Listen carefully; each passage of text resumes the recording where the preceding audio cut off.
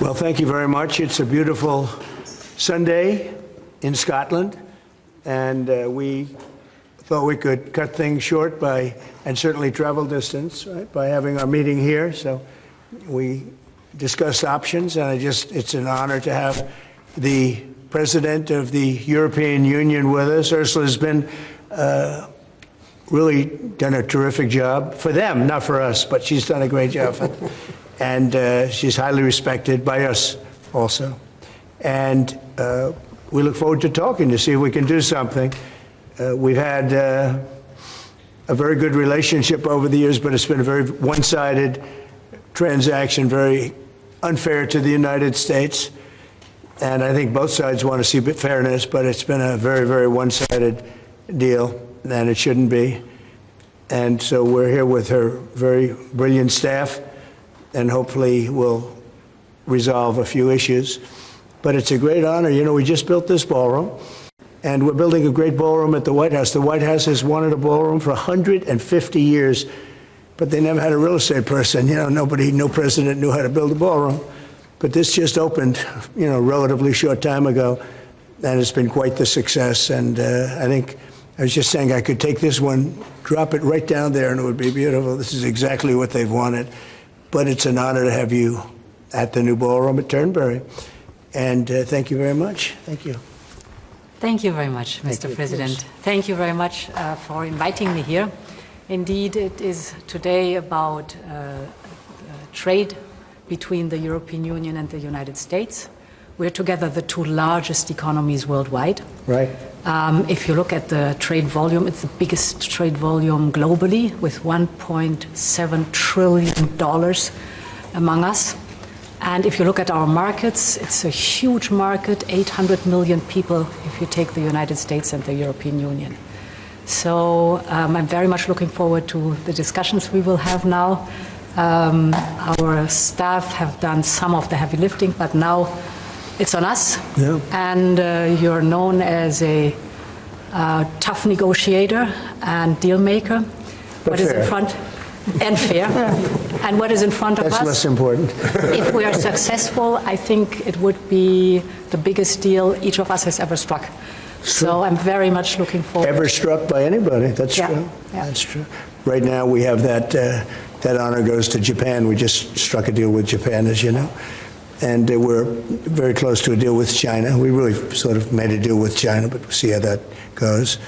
And we have numerous other deals. And mostly I'm just going to charge tariffs. And, you know, there's not a deal per se, but people are going to pay tariffs. And we're doing them at the low end, not the high end, because we don't want to hurt anybody. And pretty well, but you and I both figured this is really the biggest trading partnership in the world, so we should give it a shot, right? Yeah. Very much looking forward to that. Oh, thank you very much. I do too. Any questions, please? On Friday, you put the chances of a deal at 50%, maybe less. It seems like you're in quite a good mood. How would you rate those chances now? I'm actually not in a good mood, but I will tell you, I think the chances are, yeah, I think Ursula would say, probably 50-50 of making a deal. I hope, you know, I'd like to make a deal. I think it's good for both, but yeah, I'd say 50-50. And what would you say the main sticking points are in this move? We have 3 or 4 sticking points. I'd rather not get in. We'll be discussing them, but I think the main sticking point is fairness. Okay, please. Why you're in a bad mood? Was it a bad morning of golf, or why you're not in a good mood? No, the golf was beautiful. Golf can never be bad, even if you play badly. It's still good. If you had a bad day on the golf course, it's okay. It's better than other days.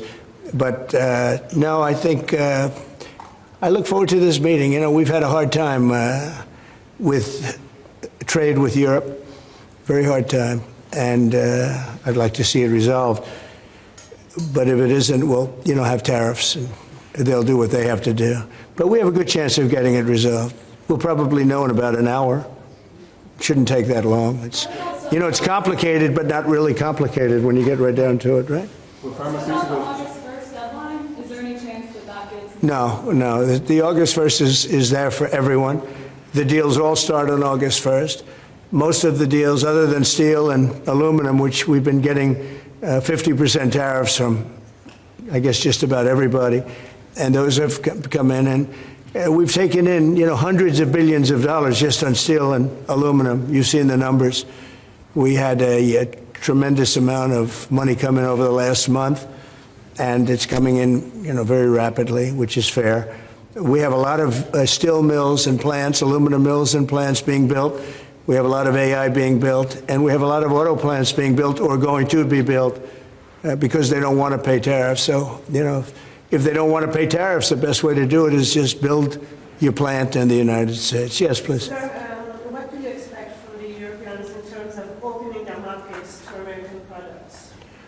Well, they have to open up to American products. We're open to European products, and we have been for forever. I don't think we have, we just about don't have any, I don't think we have any product we say you can't sell.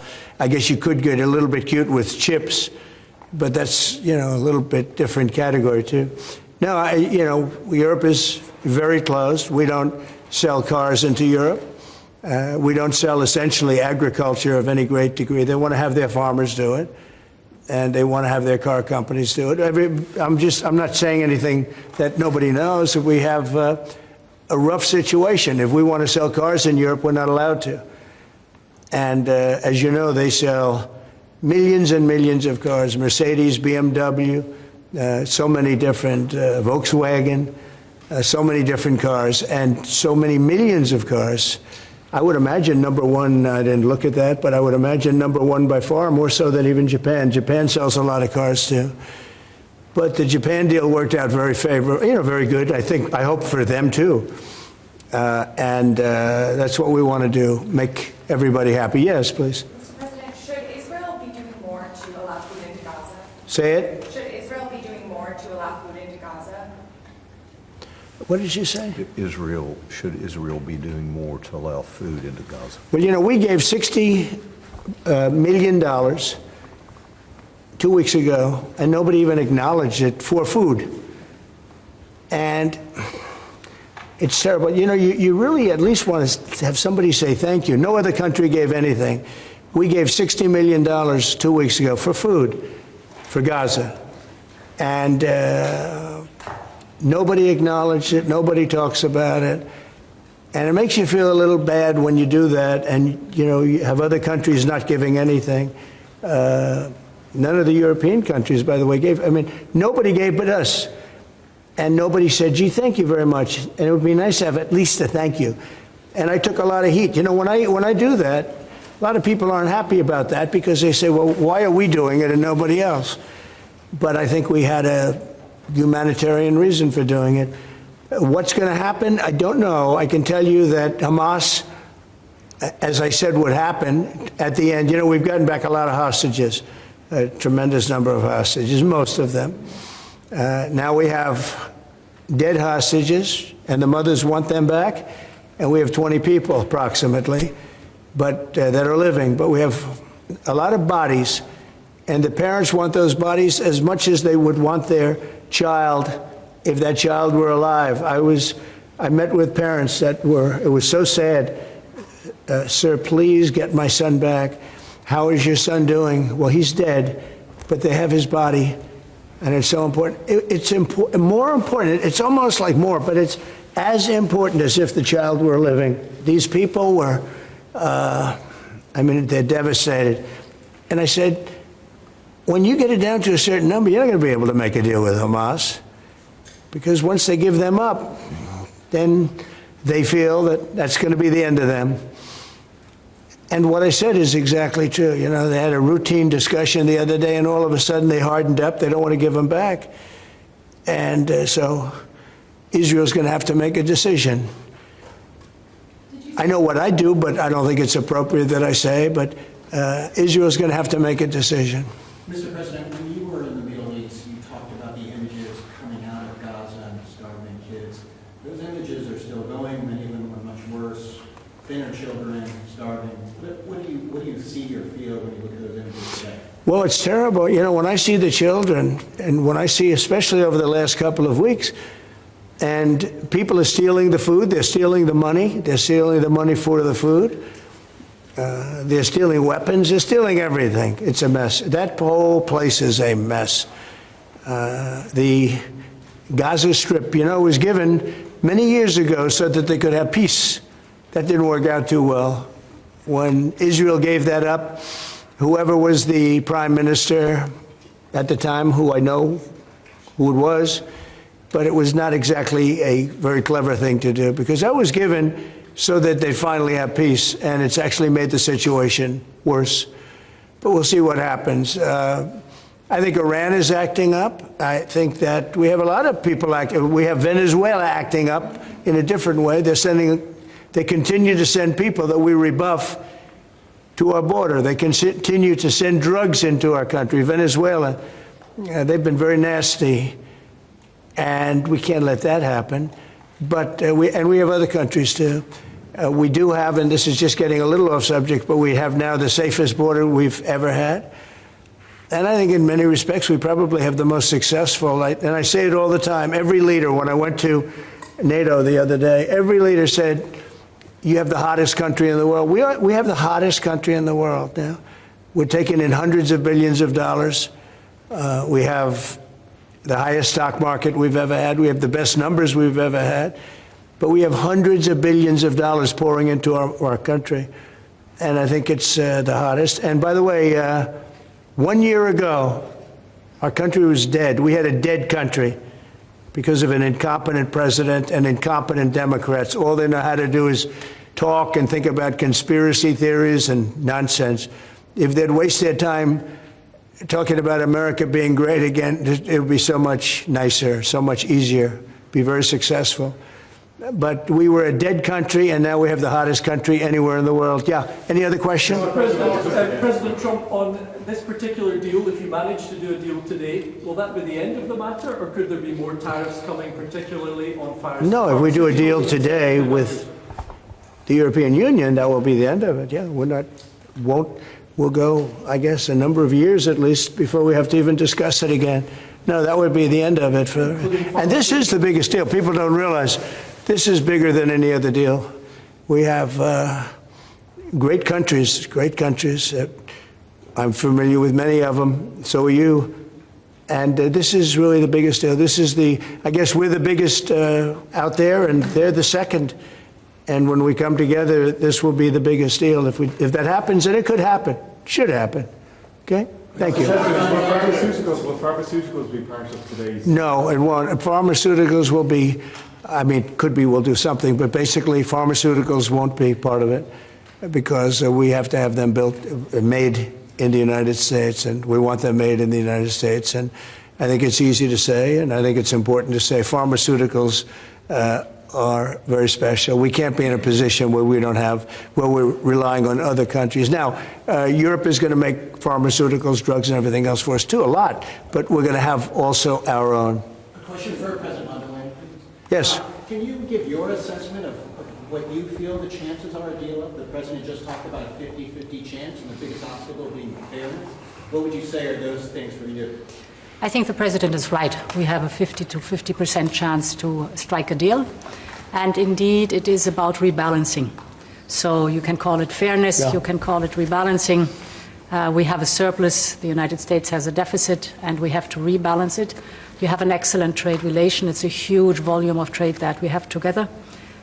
So we will make it more sustainable. Mr. Trump, can you do better than 15% tariff rate for the EU? Better meaning lower? Yeah. No. Mr. President, to return to Gaza, you're going to meet the British Prime Minister tomorrow. He's going to ask you to consider again peace talks between Israel and Hamas. Are you now saying there is no point in trying to resolve? Well, we're meeting about a lot of things. We have our trade deal, and it's been a great deal. It's good for them and good for us, I think. The UK is very happy. They've been trying for 12 years to get it, and they got it, and it's a great trade deal for both. It works out very well. But we'll be discussing that. I think we're going to be discussing a lot about Israel. They're very much involved in terms of wanting something to happen. He's doing a very good job, by the way. Also in Gaza, sir, did you speak with Prime Minister Netanyahu this weekend about getting more aid in Gaza? I talked to him, yeah, I did. I talked to him about a lot of things. I talked to him about Iran. I think Iran's been very nasty with their words, with their mouth. I think they've been very nasty. they got the hell knocked out of them, and I don't think they know it. I actually don't think they know it. They really do. The whole thing's a con job. We have a lot of con jobs going on. But Iran was beaten up very badly, for good reason. We cannot have them have a nuclear weapon. But they still talk about enrichment. I mean, who would do that? You just come out of something that's so bad, and they talk about, we want to continue enrichment. Who would say that? How stupid can you be to say that? So we're not going to allow that to happen. We're not allowing that to happen. Did you talk about more aid into Gaza?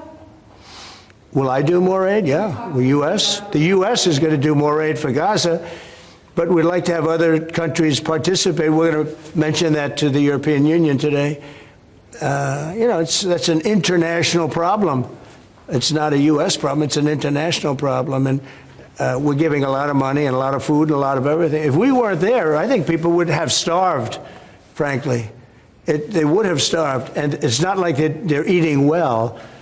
But a lot of that food is getting stolen by Hamas. They're stealing the food. They're stealing a lot of things. You ship it in and they steal it. Then they sell it.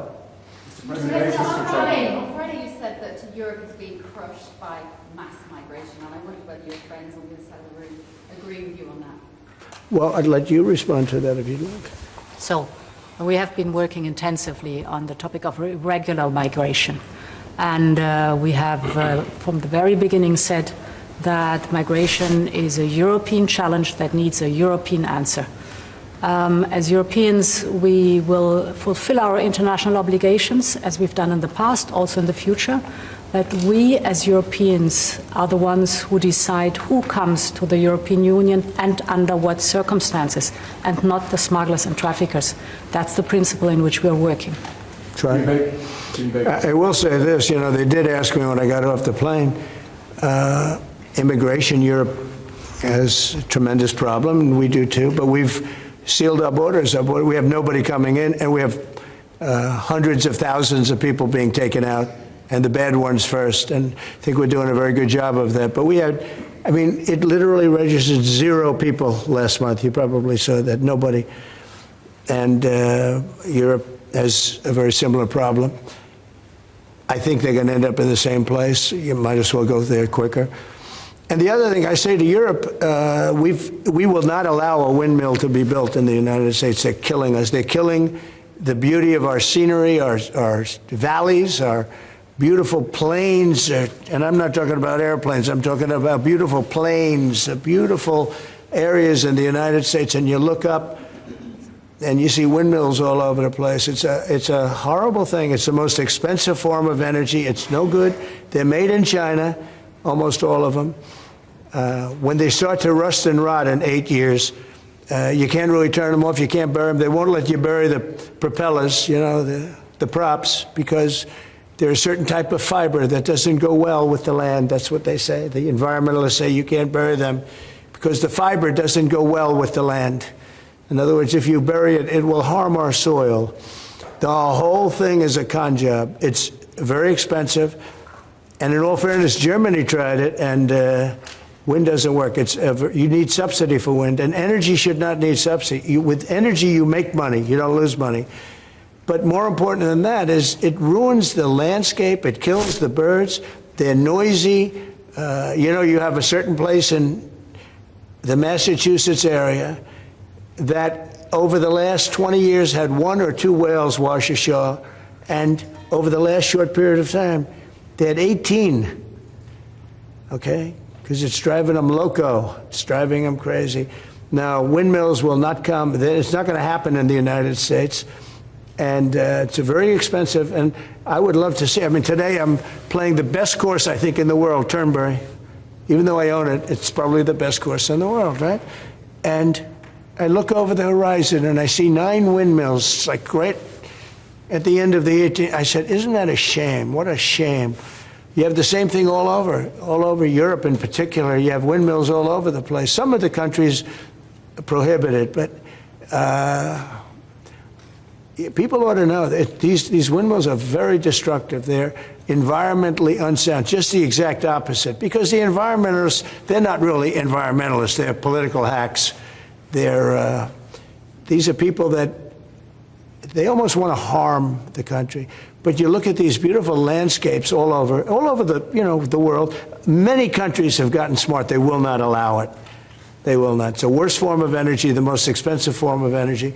But windmills should not be allowed. Okay.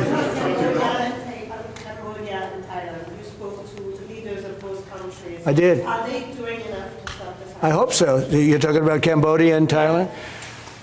So I had an interesting time. We're dealing with Thailand, and we do a lot of trade with Thailand and with Cambodia.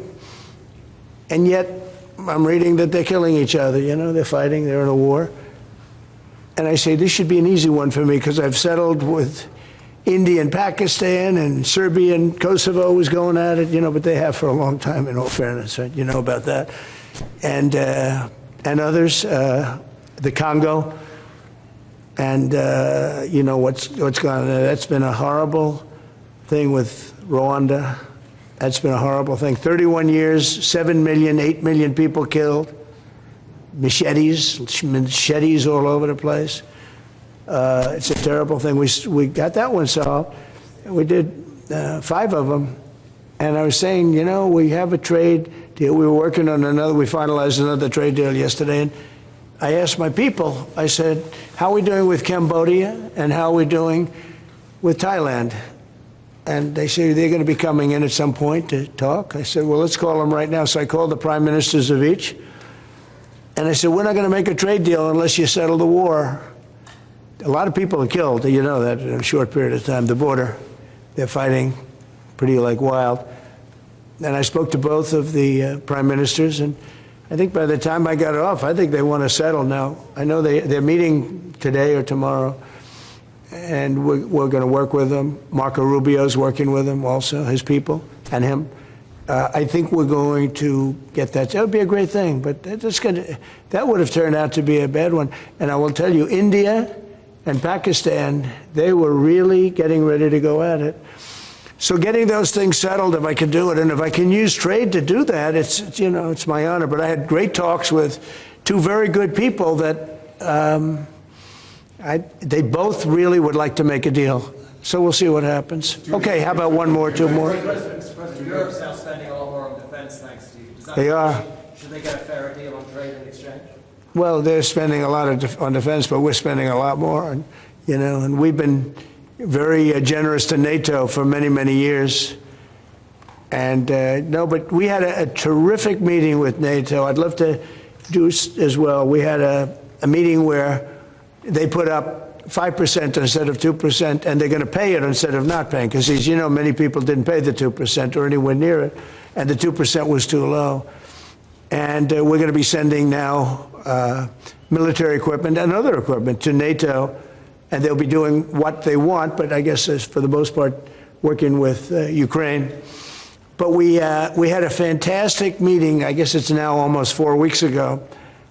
One of the best meetings they've ever had at NATO, and the spirit and the coming together was incredible. And I stood and I listened to almost 30 speeches. That was a lot. And I was really late, and I had to leave, but I didn't want to leave before those last 10 spoke, because they'd go home and they'd tell their wife, Trump left. And they were so nice to the United States. They were all mentioning the United States, and me, but they were mentioning the United States to be here. It's such an honor, you know, et cetera. And I thought it would have been inappropriate. But I did stay. It was very hard, because I was extremely late for something else that was, you know, pretty important. And we had a tremendous NATO meeting. I'm sure you heard that too. Yep. It was great. There's some great people that you deal with on 2 fronts, right? But you deal with on primarily the trade front. But I will tell you, they came together, and the relationship is really good. That was it's an interesting question, because you probably have reported it that way. It really, we came together, and they went from 2% to 5%, which nobody would have thought that was even, who would even think that? Because they didn't want to be at 2%. All of a sudden, they're 5%. And that's the right number. And so it was a great honor. I got to know the heads of those countries really very well at that meeting almost a month ago, okay? Thank you very much, everybody. We'll let you know what's happening. Thank you. Will you be visiting your Irish golf course anytime soon, Doonbeg? I will. I love Doonbeg. I'll go. It's not in this trip, but I'll go soon. Okay? Thank you very much. Thank you. Thank you. Mr. President, where we came from. Thank you.